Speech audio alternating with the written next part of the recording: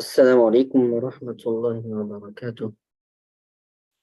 الحمد لله وكفى والصلاة والسلام على عباده الذين اصطفى أما بعد. أعوذ بالله من الشيطان الرجيم. بسم الله الرحمن الرحيم. قال الله تعالى: إن الذين يحبون أن تشيع الفاحشة في الذين آمنوا لهم عذاب أليم في الدنيا والآخرة. أما بعد. All praise be to Allah subhanahu wa ta'ala, the most magnificent, most beneficent, most merciful. All praise be to Allah subhanahu wa ta'ala for all his ni'mah and favors that he has bestowed upon us. All praise be to Allah subhanahu wa ta'ala for giving us the divine guidance, the tawfiq and the life to be present in this gathering today. Topic under discussion today is in regards to unlawful inclinations. Unlawful inclinations, unlawful desires. And but before we discuss that, I want to talk about something else slightly that will give us an introduction to what we're going to be discussing. When a child reaches the age of puberty, suddenly the engine that he didn't have in his body suddenly starts. Yes or no? Now, somebody has a 2-liter engine, somebody has a V6, somebody has a V8, somebody has a V12. But some people slowly come into adulthood. Some people suddenly come into adulthood. Each person is different according to the biology and the genes that Allah subhanahu wa ta'ala has placed in our bodies. But one thing for sure is that inclinations and desires erupt in the heart of the person, believer or non-believer, but inclinations and desire erupt in the heart at that time. Now, at that time, when a person is still trying to figure out what's happening and how to deal with these emotions, the parents are having a hard time with the children because the children are now slightly rebelling because they've gone to that age and they've just reached the early adulthood. They still do not know their hormones are flying all over the place, and that's why the Prophet sallallahu alaihi wasallam said that ash-shababu shu'batun min al-junun is a form of insanity. A person goes into a form, is not insane, but it is a form of insanity that they do crazy things, right? Children do crazy things, and young adults, and not children, young adults do crazy things. And today, that young adulthood area, that age in which a child is in his just coming into that young adulthood time of his, they're made to say, okay, do you think you're a boy? You can be a boy. If you think you're a girl, you can be a girl. If you think you're a horse, we'll accommodate that. If you think that you're a cat, we're going to be accommodating to that also. So when a young adult has no idea as to what, how to even control himself at that time yet, he's still learning and he's still, exploring his body. He doesn't know. Or she doesn't know. They're made and they're being forced into making these decisions that easily could warp into something very different, or can very easily be misled into something else. This is something that is happening today, but the desire and the inclination has been in our genes since when? Since the time of Adam alayhi salam. If we didn't have desire and if we didn't have inclination, what would be the result of society? What would happen? What would happen is that the average person, a sane person, would never get married. Why would he get married? Like, why would he take financial responsibility over another person? If there was no inclination, if there was no desire, Allah subhanahu wa ta'ala has put the inclination and the desire for a reason and a purpose. Because man in his nature is in his nature, fitra, doesn't like to spend, doesn't like to, he's a miser, but he learns to spend over a long period of time on his family and on his children. But given the choice that if he didn't need to spend a penny, he wouldn't spend a penny, right? So Allah subhanahu wa ta'ala has made the desire such, the inclination such, that the man needs to fulfill desires, women need to fulfill their desires. And in order to do that, Allah subhanahu wa ta'ala has given us the beautiful gift of marriage, right? So that these inclinations and these desires can be fulfilled through marriage. But that doesn't mean that a person cannot have evil inclinations even after marriage. A person, even a sane adult, even a person who's married, who has children, who could be, doesn't mean that he or she will not have evil inclinations. Evil inclinations are going to be there all the time. So the person asking the question is a regular person, 100 years ago, approximately 100 years ago. And you remember the question? Who read the notes? Do you remember the question from last week? Nobody. One person remembers the question. 2 people remember the question. 3 people remember the question. All right, so I'm gonna have to repeat. But so he has a series. He has a 1-page question. That's why I gave you the question last week, so that this week we'll go into the answer. But it seems that I have to go into the question a bit. So because I'm going to take a abridged version of the question, all right? He asked the teacher that you my tabib, you are my doctor, you are my spiritual doctor, and I need to seek your consultation in regards to something that I sense and perceive in my heart, and also in regards to my own state. My salat has been on and off my entire life. On and off. Salat has been what? On and off. Sometimes I prayed, sometimes I didn't. Sometimes did I have wudu, didn't have wudu, I am unsure. Sometimes with, sometimes without. Even if I didn't have wudu and there was a whole congregation standing, it's not as if I would start in worship. I would just stand there in silence. I wouldn't, because I understand that it's not permissible to stand for salat in wudu. So I wouldn't stand in salat, but I would just stand with the people praying in silence and not make the intention of salat, but I would just stand in silence, right?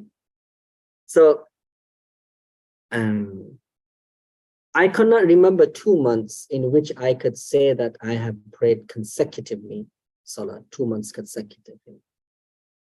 Sometimes I prayed like 30 days consecutively and then missed, and then prayed again and then missed, like on and off. I kept majority of my fast, but again, you know, sometimes I have also missed my fast.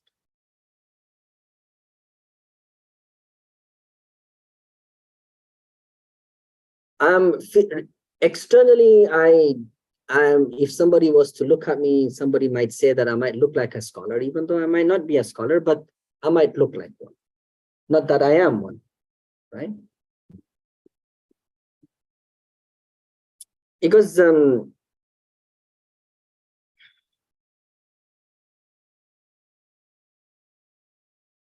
internally I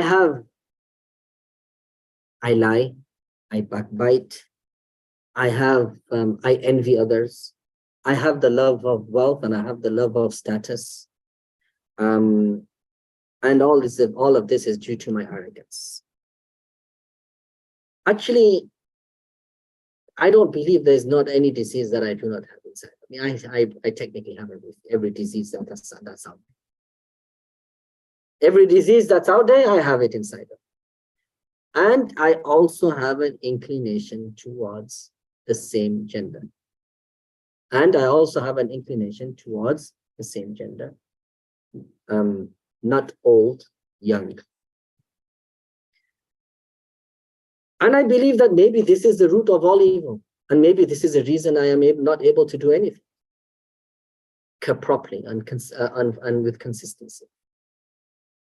But it's not as if I have succumbed to my inclinations. I face my inclinations head on, and I do not act upon them. even though the inclinations are there, but I do not succumb to them, nor have I ever done anything that would that would be impermissible, but the inclinations are there.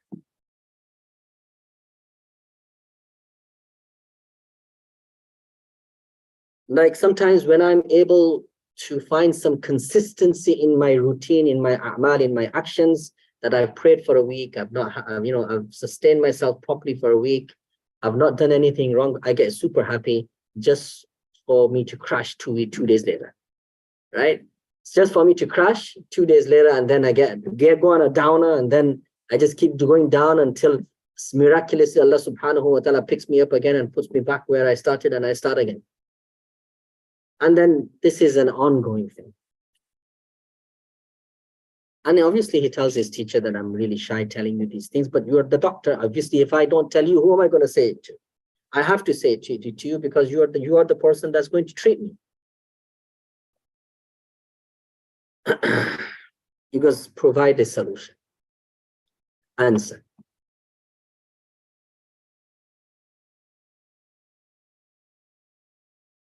For you to have concealed these things from your teacher, you did wrong. For you to have concealed these things from your guide and from your spiritual guide, you did wrong. You shouldn't have concealed them.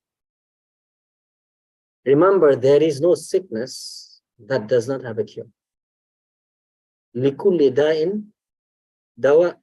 For every sickness, there is a dawa. Allah subhanahu wa ta'ala says, on the tongue of the blessed, on the blessed tongue of the Prophet sallallahu alaihi wasallam, لِكُلِّ دَاءٍ dawa.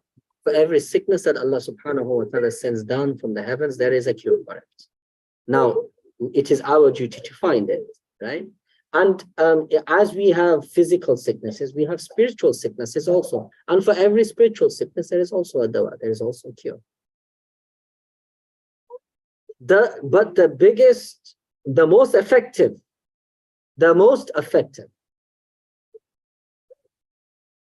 is to remove yourself from the situation completely and go and stay in the company of somebody for 40 days, 50 days, 60 days, or 4 months, or a year or 2 years. And then you will automatically sense, that change will automatically come inside of you, because that's the best solution. Remember, sometimes drastic measures. Tell me, do you like to sleep in your own home, in your own bed? Yes? But sometimes you're forced to go to a hospital, yes or no? Do you like it? You get to relax. Food is served. Look, food is served for you all the time. There's a television in front of you. You have a remote control. With one press of a button, your khadim comes. I mean, what more do you want? You get everything in a hospital, but are you comfortable? You're not comfortable. Why? Because a man gets used to his surroundings very, very quickly. And anything, a man doesn't like change of habits. The moment you take him out of his habit zone, his comfort zone, he doesn't feel comfortable anymore. It doesn't matter how comfortable you make him. It doesn't matter how comfortable you make his hospital bed. Is he comfortable in his hospital bed? Yes or no? Your eyes are glazed over, are you thinking, or what? Did you suddenly disappear from my majlis? Or you are here? All right. So Allah save us from it. Allah save us all from it. But nobody likes to be out of their comfort zone, right? But sometimes you have to go, yes or no? Yes, somebody called me yesterday. And Allah subhanahu wa ta'ala probably put them through certain conditions, but there was a situation where they had to stay away from their families for a long period of time just to get better. Now, when a person is depressed, where does he go? If a person is extremely depressed, what's his solution? Do you know why you guys don't know? It's because you are not interacting with these type of individuals. Treatment centers, what's that treatment center called? Rehabilitation, rehab, right? You go back to rehab. So so that a depression clinic or this is something that we need to open, by the way. Very important. We have to open, because if There's so many of our Muslim brothers and sisters who are depressed, and the parents can't do anything about it. The children can't do anything, but siblings can't do anything about it. Spouses can't do anything about it. But they need to be in a professional environment where they can be counseled and talked to, and they feel comfortable, and you bring them back to reality, right? You bring them back. That's what it is. Inshallah, may Allah subhanahu wa ta'ala allow us to open one, inshallah. Along with our soup kitchen, don't, it's important. Who was I talking to for the soup kitchen the other day? Ismail? Oh, the board? No, actually, I was teaching a hadith in Mishkat, and some narration came, and from that narration something clicked, and I was talking about it. But khair. Where was I? Rehab. So a person sometimes stay away, yes or no? Right? Is that person out of their comfort zone? But is that necessary for that person? So remember, sometimes the best treatment is to pack your bags and get out of the situation completely. Go for 4 months, Jamaat. Completely. Go cold turkey. Right?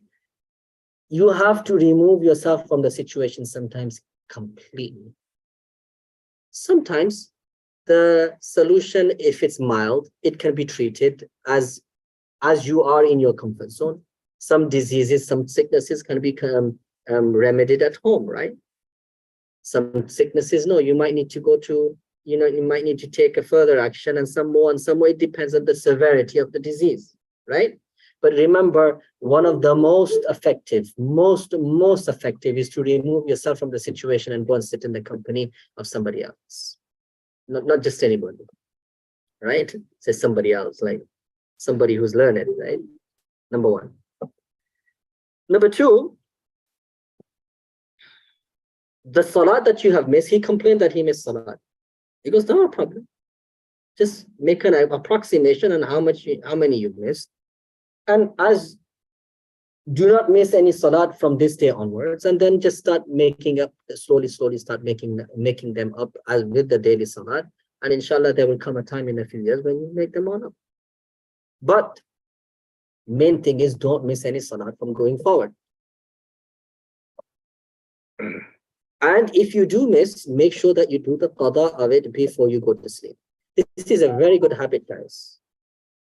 It's a difficult one. Like, you just come back from a journey, and like you probably missed some salat in, on the plane, you couldn't play properly, or there was problem with of purity, whatever it was, you didn't pray.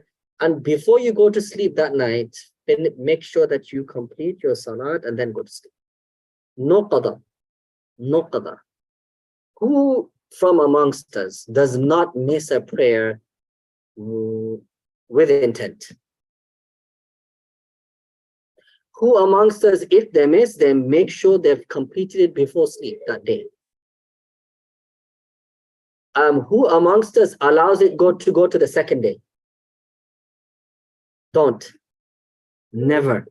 Make a firm intention never to do that. Who allows it to go for a couple of weeks?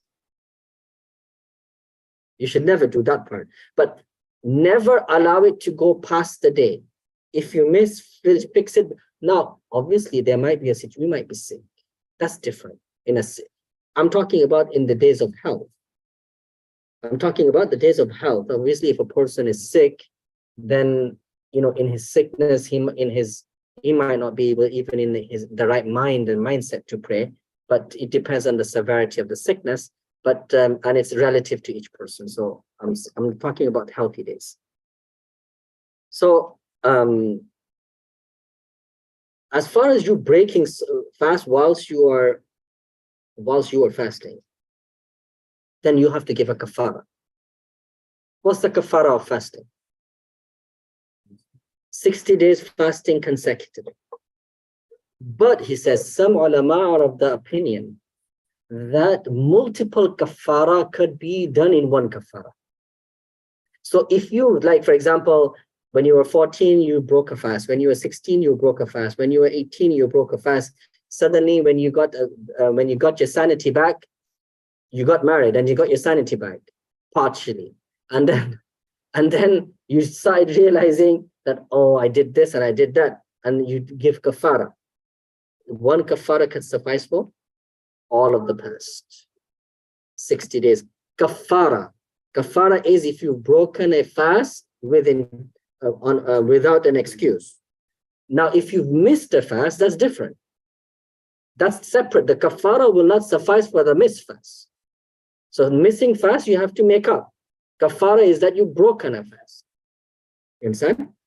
If not, you feed 64 people. Or you free a slave. Whichever is easier for you. All right. Then it goes, and then after you do that, make sure that you turn to Allah subhanahu wa ta'ala in repentance. Turn to Allah in repentance. As far as these evil inclinations that you mentioned towards the same gender, because the solution is easy, but it's for you to implement it. Number one, ikhtirat. Stop mixing with them. Stop mixing with them, number one. Stop looking at them. Protect your gaze, which is also the same to the opposite sex, right? And ikhtilat is stop mixing with the opposite sex is also there. The same ruling is there too. Do not touch. Do not sit. Do not joke. Do not have discussions and conversations. But that's with the opposite sex too, right? Right? And whatever difficulty that you feel in leaving these things, the difficulty that enters into your heart when you abstain from these things, be patient upon it. Be patient upon it. Obviously, it's going to be difficult. Nothing is easy. It's going to be difficult because it's a habit. And if by mistake your gaze does fall upon somebody, then don't worry about it. Just be patient. Just do not allow it to go to the next stage. Just be patient. Next, it goes do muraqaba maut. Muraqaba maut. Do not do this without permission from your teacher. Muraqaba maut is to sit and contemplate on death. That you are in your grave and you're sitting in your grave and there is only you in your grave and there's nobody else. This is the reality of life, death. To think about the reality of death. It goes because when a person's istihdar, when he becomes more aware and more conscious about the hereafter, is when he starts leaving the worldly things becomes easy. And the difficulty faced and the difficulty that one feels leaving worldly things, it becomes a bit easy because why? He now realizes that he's conscious about meeting Allah. He's conscious about dying. He's conscious about entering into the grave. The thought of death sends a shiver down his spine. You get it? It is because we forget death is when a lot of things happen. It's like it says that when a person is walking in life, when a person is living his life, his eye is towards his family, his eye is towards his sight is turned towards his family, his wealth, his belongings, his all the worldly things that a person can acquire. He's looking at these things, but he doesn't realize that every step that he's taking is taking him more closer towards his death. It's not taking him away from his death, it's taking him closer to death. Every day that we live is a day closer to death, right? Yes or no? Is our every day a day closer to death? Yes. Every second a second closer to death. Every salat that we pray is one salat less that we'll be praying from the salat that Allah subhanahu wa ta'ala has fixed for us that we'll pray before death. Yes? Right? So a person needs to, is when a person becomes oblivious, right? It says that a person doesn't commit a vice a person doesn't commit an evil with fully consciousness that Allah subhanahu wa ta'ala is watching. He goes into a state of oblivion. He goes into a state of ignorance. And then he commits the sin. You understand? He commits sin. Can you imagine that if a person is committing sin and at the same time that istihdar, that consciousness is there, that Allah is watching me, what pleasure will you get out of that sin? You understand? What pleasure will you get out of that sin? Half of your mind would be like you'll be all over the place, right? It's the same way that if your parent or guardian was to be watching, you'd be like, if the pleasure of the sin disappears, right? So that istihdar of death, that being conscious that one day that we are going to depart this world, puts us into a state of oblivion due to which a person starts committing, he starts having illicit relationships, and he starts having evil inclinations. It goes which I don't know what number it is, but it goes Tabligh al-Din is remember the one that we studied from Imam Ghazali rahmatullah alayhi? It goes study that book. We've already studied it, by the way. We already finished it and completed it.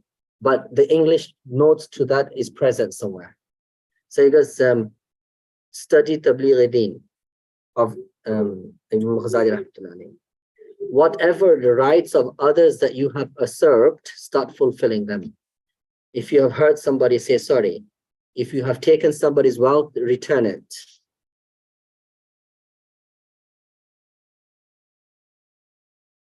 If you do not have the ability to return that wealth or whatever that you've taken from another person, then make a firm intention that you will do it.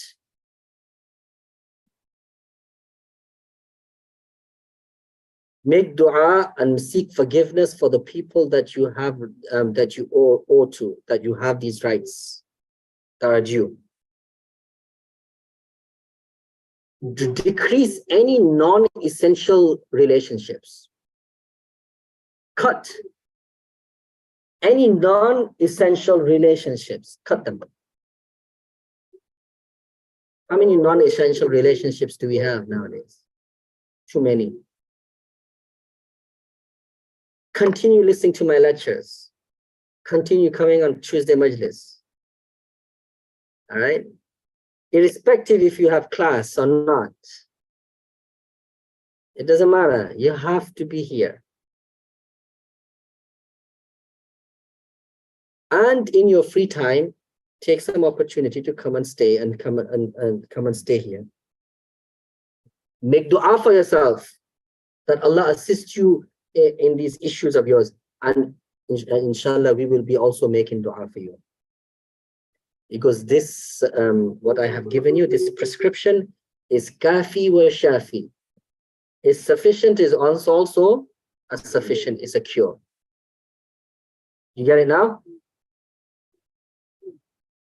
It's a long prescription, but inshallah you'll detail it in your notes, number 1, number 2, number 3, number 4. By the way, the part that I mentioned in which I said that remove yourself from that is not mentioned here. That the part that I mentioned that remove yourself from that situation completely. If the disease is that severe, remove yourself completely. That is not mentioned here. And if you look at it today, this is something that we are unable to move away from.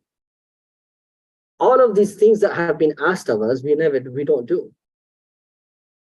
And because we don't do it, right, we are unable to remove these illicit and with these evil inclinations from our heart, because we do not act upon the prescription. You act upon half of it. You pray salat, you do the fasting, but you don't do everything else. You do the salat, you do the fasting, but you don't do anything else. You understand? There needs to be a combination of things that a person needs to incorporate. in order to get out of a certain situation. I'll give you a small example. You guys give me the answer. You jumped out of your plane. Hypothetical. Now that you've jumped out, how fast are you falling faster and faster? Or are you slowing down and slowing down when you're falling? Are you going down faster and faster? Okay. When a person starts sinning and when a person starts slipping, when he starts slipping, he doesn't realize it, but he's slipping faster and faster. He's going faster and faster down. Right. Now, tell me, what is it going to take for you to slow yourself down? Courage. I'm going to be super courageous whilst I'm flying through, propelling through the air at 100 miles per hour. Yeah, I'm going to be strong. I'm going to need more than courage, brother. I need a parachute. Guess what? I jumped out of the plane without one. Now, the only way that guy is going to survive is by a miracle. Yes or no? Yes or no? If Allah subhanahu wa ta'ala, sometimes, if there's no parachute, Allah provided you the parachute. As-salat, fasting, and all of the things prescribed. Do this, do this, do this, do this is your parachutes. It slows a person down. It slows that fall. It slows that fall. But if you do not do all of these things, it doesn't slow the fall. You keep going down faster and faster. You just don't realize it. You understand? This is what happens when a person starts committing one sin. It opens the door to the next one. It opens the door to the next. It's free fall now. You're in free fall. It's just a matter of time before you hit the ground. Just a matter of time before you hit the ground. When you hit the ground, you crash. Big time. Or somehow you grow wings. Or somehow you have a jet propeller stuck to your back. A jet pack stuck, tied to your back. But you need something. Now, how much force is it going to need? So if you're going down at 100 miles per hour, how much force do you need on the opposite side? Engineers will be able to answer that, right? If there's a force going down, right, Umair, how much force on the opposite side do you need? Equal or more, right? The teacher is providing it to you, but you're not doing it. The teacher provided the solution. You do what is incumbent, but you didn't do the rest. Now tell me, is reciting this book, Tabligh Deen, farad or sunnah? Or mustahab? Mustahab, right? But you need it. You need that pressure you need that support underneath you. Now, to fulfill the rights of others that are upon you, is that that's necessary? But a person needs to start doing it. People need to start doing things, right? Reducing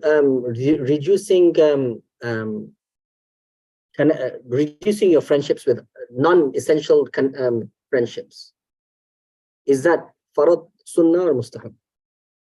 Mustahab, right? But here it's necessary. In this situation, it's necessary. You get it? You're in a free fall. You have to do it. But your mind, mind goes, oh, salat is farad. Let me just do this. Roda is farad. Allah is not going to ask me for if I didn't read this book. Allah is not going to ask me if I didn't do muraqabah. Allah is not going to ask me if I didn't send salutations upon the Prophet ﷺ. Allah is not going to ask me if I didn't make istighfar, right? But all of these things are needed because you are coming down to earth 100 miles per hour. You need something to protect yourself and push you back up again. Now you get it? You get it now?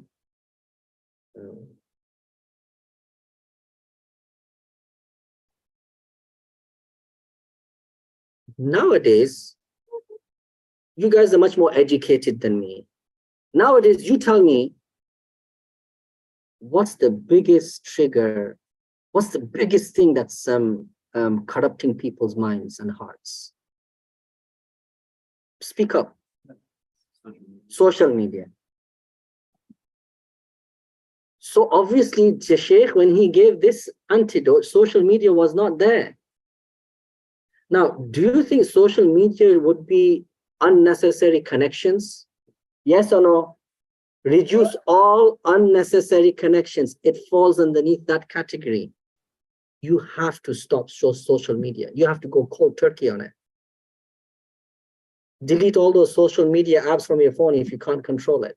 Delete them. Boom. Don't even have them on your phone. Forget the passwords. So that you'd have to like, even for you to like impulsively go on there, you'd have to like, I have to reset this, I have to go this, I'll forget it, right? A person nowadays to delete those social media apps would be necessary, as it is necessary that a person reduce his connection with others. Is very important that a person stop social media if you are in this free fall. If you are in this free fall.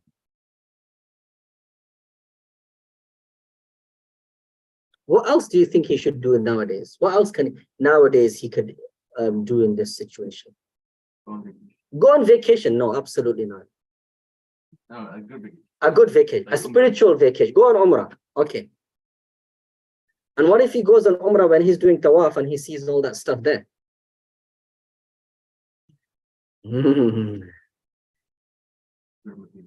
Go to Medina, where there is no tawaf. Well, that's a probability. Okay, go to Medina. You see, remember, we once met, and I told you this. I've told many of you that Sheikh Yunus rahmatullahi alayhi, such a great student of Sheikh Zakaria rahmatullahi alayhi. We met him one night in Mecca, and he was just coming with a few students of his, and his students were also looked like our teachers, by the way, were all mashallah, you know. So Sheikh Yunus rahmatullahi, we met him in Mecca, and we just met him. I said, Assalamu alaikum. And we had a couple of guys. He says, Hazrat, give us some nasiha. Quick nasiha. Fly by, drive by nasiha, Hazrat. He goes, this is Mecca and Medina. This area is sacred. This area is what? Sacred. He goes, keep your gaze down. He goes, if you were to incorrectly use your gaze in Mecca and Medina, the punishment is much more severe. The punishment is much more severe. So this was his nasiyah to us at that time. So, yeah, go to Mecca and Medina, but you have to keep your gaze down. You have to be careful over there. Allah subhanahu wa ta'ala says in the Quran, وَمَنْ يُرِدْ فِيهِ بِإِلْحَادٍ. Whoever commits atrocities there, or ilhad is to also go there without ihram, or to not to follow the proper etiquette of haram, نُذِقْهُ مِنْ عَذَابٍ أَلِيمٍ. We will give him a very painful punishment. Painful punishment. Allah doesn't mention like that for other places, but Makkah and Medina, you have to be careful.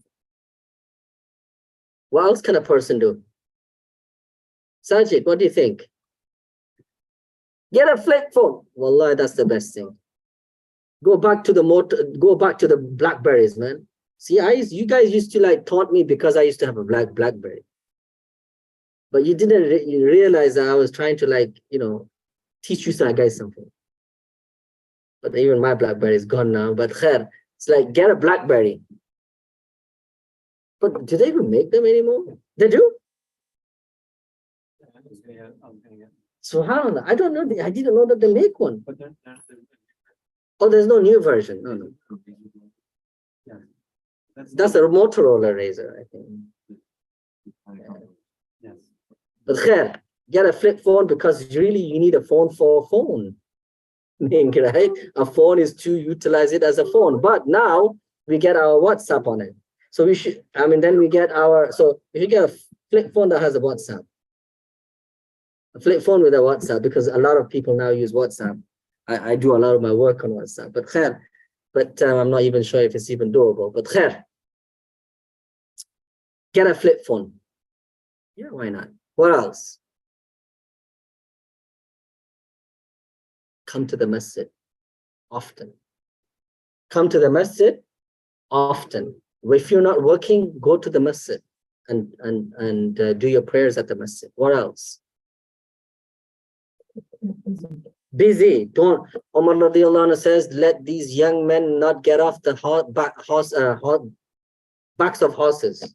Why? Because if they're not on the horses, their minds are going to wander here and there. Busy. Keep yourself busy, not entertained. Busy. Now it's all entertainment, right?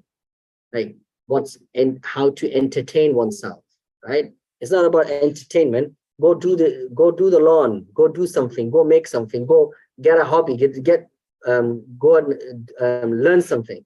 Learn a new trade. Learn a new trade. Learn a new skill. Nowadays, people don't even learn to do those skills, right? Who can fix their own brakes on the cars? Shabash. Good job. One person can. No, I didn't ask you. You retired. I can't bring my car to you. Why do you think I'm asking? This guy, Umar, you can do the brakes, right? Nobody else can do brakes. 3 guys. Do you know, guys, how many bolts that there are to actually take off to do the bolt? To do that, you take the tire off, and you can just swing that caliper around. You just take one bolt off, you swing that caliper around, you press the inside caliper in. Bob's your uncle. You put the new caliper. It's so easy. I'd love to teach you. I said that. Press the piston in. But you guys should learn these things, right? You should, guys who can change their own spark plugs. Same guys. Okay, who knows what a spark plug is? One of my students, he's not here because he comes to recite Quran to me in the morning. He goes, Imam, the brake the brake fluid light in the car is on. I could put some brake fluid in because that's the problem. I don't know where to put it in. Guys, don't laugh. You guys don't know also. You guys don't know also. So it's never too late to learn a new skill, right? Learn is never too late. You know how much, if you learn how to do brakes, how much money do you save? How much money do you save? A lot. And depending on the car you drive, right? A lot of money. Where did you learn, brother? YouTube. I'm impressed. Mashallah. How old are you? Good job. What's your name? Amin. I gotta remember this name now. What's your phone number, by the way? Give it to me later. I mean, don't worry, man. I used to work on my own cars since I was young. I used to see my father making cars. I used to see my father taking apart engines, putting them back together again. And I put my first engine back together again in myself without the help of my father. My father was traveling. It was his car that I was working on. Those days you can see now in the car, in the engine and this one, because they don't have so many parts like nowadays. Yeah, that's true. That's true. I mean, nowadays it's more like they have sensors for everything, but the basic theory is still the same. Right. Now they just have more sensors all over the place. That's all. But khair, who can change their own tire? Who can change their own tire? No, a flat tire. You have a tire. Who cannot change their own tire? No. You didn't all put your hand up. Who cannot change their own tires? You cannot change your tire. You can change. Yeah, you can, right? No, I did this. Oh, you did?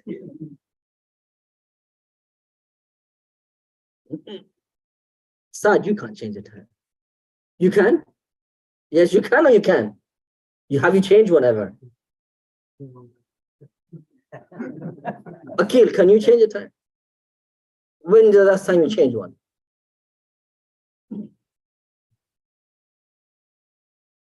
See, do you know how much? You know, we don't realize it, but how much we lack in basic skills, day-to-day need that we need. We lack in them.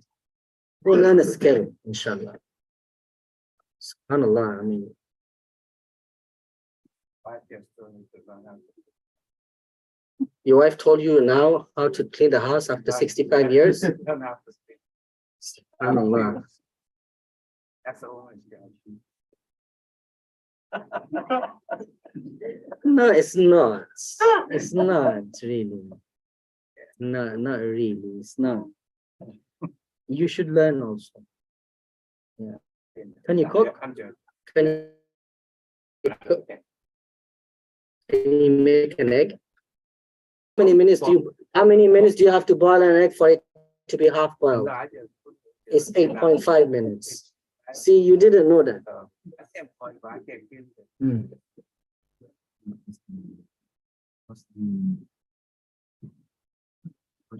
Everybody's looking down on the cooking part. Sila goes, don't even ask me. Muhammad goes, right?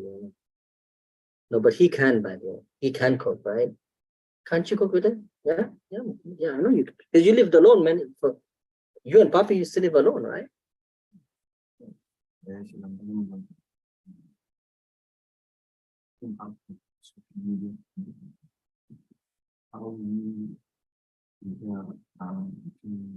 media when I see TV. So TV, you're talking about TB or TV? So they say TV and TB is the same thing. You know what TB is? Yeah, I know what TV. Yeah. So it says that TV and TB is the same thing. It's just the difference between the verb. It depends which country you're from. Some countries they don't have a verb, so it's a TB, right? So they say TV as a TV, but khair. But you know, on the TV, if you are watching permissible stuff, then fine. Social media, it's rather eats you time towards you watching. And then an important about here, I see grown-up men that are group creativity watching football. So It's like you're asking me a question. It's like asking somebody who's from Bangladesh that should you eat? Is it permissible to eat prawns or not? Are you asking a guy like me from England? Is it permissible to watch soccer or not? Actually, I'm talking about overdoing. Don't ask difficult questions, brother. Why do you have to bring soccer into this? By the way, we won yesterday. I know, we 1-0. But Can I ask a question? listen, Concerning this? you should watch the highlights. They have no adverts and nothing on it. But if you're watching remember a soccer game is not like American football. American football is different. You know, there's no cheerleaders, there's no this, there's no that, there is no intervals, there's no rock or concerts right in the middle of something. Soccer game is different. But if you are watching soccer, I'm going to allow you that. Just keep your gaze down. Get it?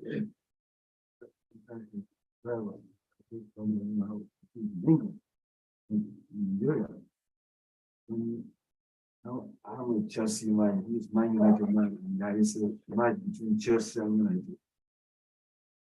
So that No. I take it with a pinch of salt. If you support a team, support it for fun, not for not a aqidah. It's not a religion.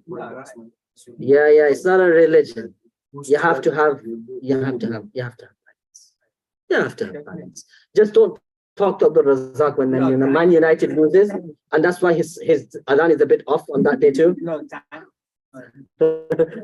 time to pray. Yeah. I have a question. Really, I'm serious. Me in life right now, 7 years old, I can control actually almost every desire I can think of in this room. Alhamdulillah. Except Okay. Usually everybody should know, every man should. Don't include them, just talk about yourself. Really, really accept one when it comes to the opposite sex. Okay. Really, not that I want to do this. So let me tell you something. This proves to Big Hazrat Rahmatullah Alayhi's statement. Remember what Big Hazrat Rahmatullah Alayhi used to say? Sajid, remember what Big Hazrat Rahmatullah Alayhi used to say? What did Big Hazrat Rahmatullah Alayhi used to say? Big Hazrat Rahmatullah Alayhi used to say that even when a man gets old, huh, and the women think this is an old Baba, no need to do hijab from this guy. He can't do anything, right? He's our Baba, he's our uncle, he's our Dada, right? They call him Dada, they call him Nana. The Big Hazrat Rahmatullah Alayhi used to say that even an old man in his heart goes kur. You know that his heart still is inclined towards evil. So, but this is the human nafs. See, the reason being, desire doesn't die till death. It only subsides when death comes. Actually, there might even be an argument. Sure, not able to follow them through in a lot of times. I'm not following them just like the. Alhamdulillah. But the inclination is there. Because you're human. That is not, you're never going to be able to disconnect the battery. You can't disconnect that battery. The battery of desires, the negative and positive, can only be disconnected on death. Only on death is disconnected. That's why we need to be mindful.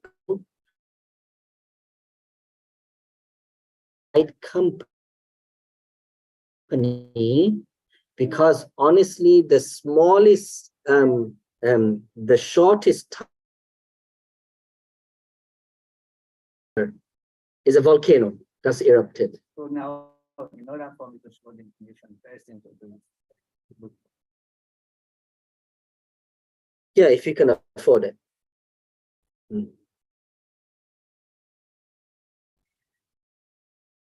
Inshallah, let's do some muraqabah, inshallah. We have everybody else, those of you who are new, nobody new, but do muraqabah, inshallah. There might be somebody online who's new today. Focus the mind to the heart to Allah. Do not think about anything.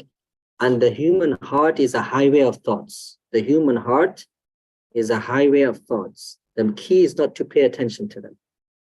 Slowly, as you focus and you focus and you focus, these thoughts will diminish, it will disappear into the background. You will not pay attention to them. When you're thinking about Allah, you get a thought, you just continue thinking about Allah subhanahu wa ta'ala. So think that your heart is saying Allah, Allah, Allah. Do not say anything with your tongue.